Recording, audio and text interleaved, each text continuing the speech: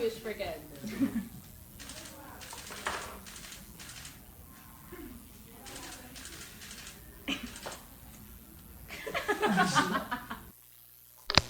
Welcome back mga kaaldab. Ito na naman po ang inyong lingkod, si Mr. Destiny.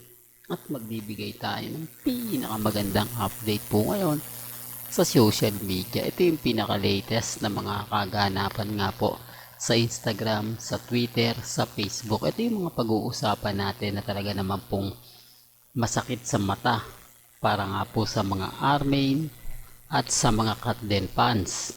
Ito yung nakakatuwa na kung saan kapag nakikita po nila talagang gigil na gigil at syempre inis na inis po sa atin, hindi po ba?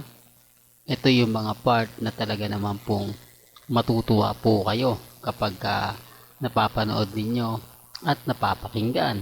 Bagamat maraming kwento, maraming nagsasabi na ganito ganyan, okay lang po yun, hindi po ba? Hayaan lang naman po natin sila. Basta tayo, hindi tayo affected. Hindi tayo, kumbaga, nagpapadala sa emosyon ng mga ilang kritiko po ni Mr. Destiny. Kasi kahit anong ipilit po nila, kahit sabihin nila na hindi yung pangalan ni Baby Teo, yung Mateo Restaurant, okay lang po yun. Kasi ano nila yan eh. Yun po yung sabi nila. Po ba? Lahat naman po ng in-update natin, lahat naman po ng sinabi ni Mr. Destiny, hindi naman po nila tanggap, hindi po ba? Kahit anong sabihin natin, kahit anong paliwanag natin, mararamdaman mo na parang may mali. Lalo na nga po pagdating kina Alden at kay Maine. Lahat daw po kasi ng mga sinabi ko, nagkataon lang. Lahat daw po ng mga ina-update ko, kumbaga masasabing na nagkataon lang. Di po ba? Lagi naman po yung sinasabi nila eh. Kapag nag-post si Alden, nag-post si Mengay ng sabay, nakikisabay lang daw po si Alden. Kapag si Mengay naman, nagkataon lang.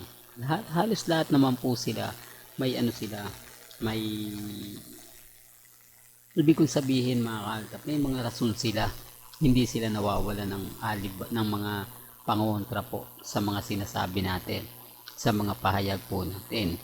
Yan po yung totoo na hindi po nila kayang tanggapin. Na kahit alam naman po nating totoo, kumukontra sila. Ganyan po sila kabiter. O kaya nga po ganitong video pinapakita ko. Siguro naman dito wala na po silang sasabihin pa na nagkataon na naman yan Mr. Destiny, o sasabihin nila throwback video na naman yan. Diyan lang naman magaling si Mr. Destiny sa mga throwback video. Diyan lang naman siya mahusay sa mga matatandang photos, mga matatagal na hinahalukay niya pa, binabalik niya pa. Parang nga naman daw po yung mga followers niya, yung mga sumusuporta sa kanya, matuwa ng gusto dahil sa mga pinopost niya na napakatagal na. Wala naman pong pilitan, di po ba? Sabi ko nga, kung ano yung paniniwala po nila, nire-respeto natin yan at ginagalang.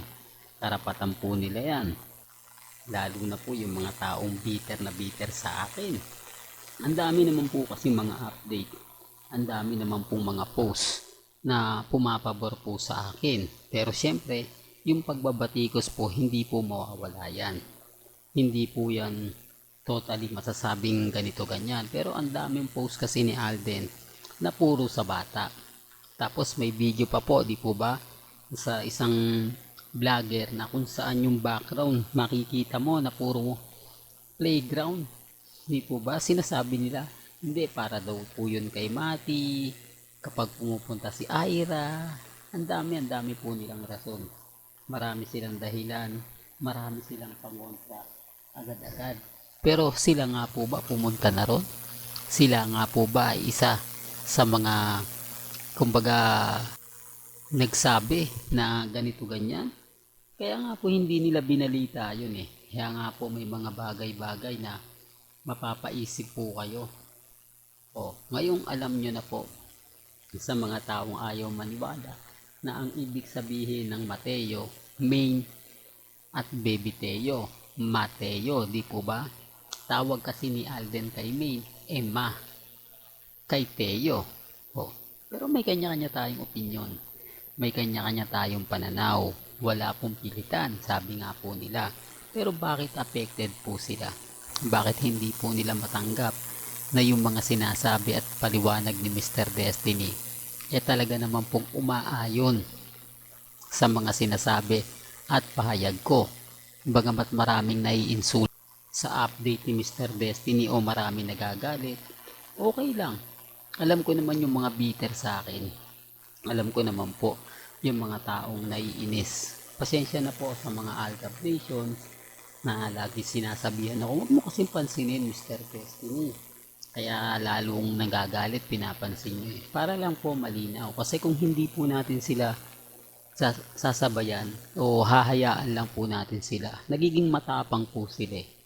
Sinasabi nila dun sa ibang vlog na hindi nga sumasagot si Mr. Destiny, halatang bitter siya, halatang tama kami kasi hindi siya nagre-react. Di po ba? Maganda-ganda rin po paminsan-minsan binabasag po natin sila.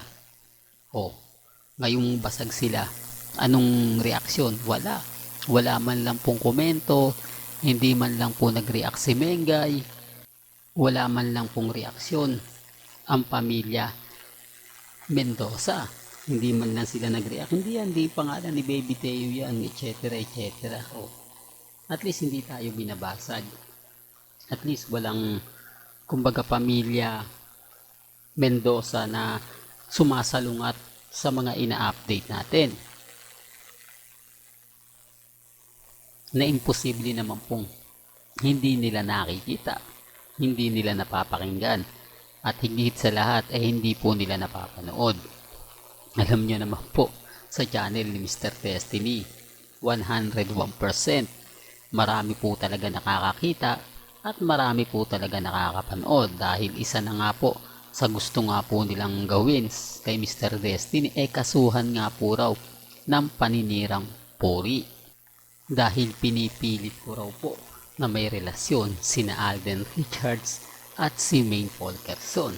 Pero bakit sila nagre-react?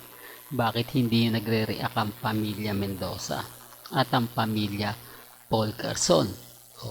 Kaya dun sa mga bitter po sa akin, sa mga naiinis, wala po silang magawa kundi tanggapin na lang po na hanggat na andito si Mr. Destiny, patuloy po akong magbibigay ng update.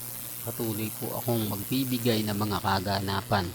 Isa po sa dahilan at kung bakit nga po sila inis sa akin, dahil nga po nababasag ko sila, kung bakit lagi silang guilty, kung bakit buisit na buisit sila kay Mr. Destiny, dahil nga po sa mga sinasabi ko't pinapaliwanag na ayaw nga po nila.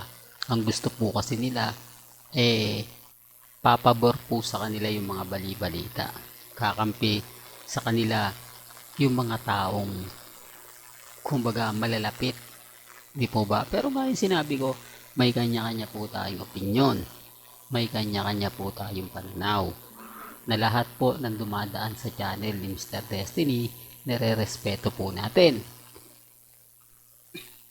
at ginagalang. Pero wala naman pong pilitan kung ano po yung paniniwala nila. Sa mga nagsasabing fake news ako, wala pong problema, dahil pagdating naman po ng panahon at pagdating ng tamang panahon, dun po nila marirealize na lahat ng mga sinabi ni Mr. Destiny 101% real talk, mga kaaldab. Well, hanggang dito na lang po ang ating latest updates. Kaya kung gusto nyo pa po ng pinaka-latest at sariwang update, abay tumutok lang po kayo dito po sa channel ni Mr. Destiny para updated po kayo sa mga bago at sa mga latest na i-upload po natin maya-maya lang. Hanggang sa muli, salamat po sa panonood at pakikinig.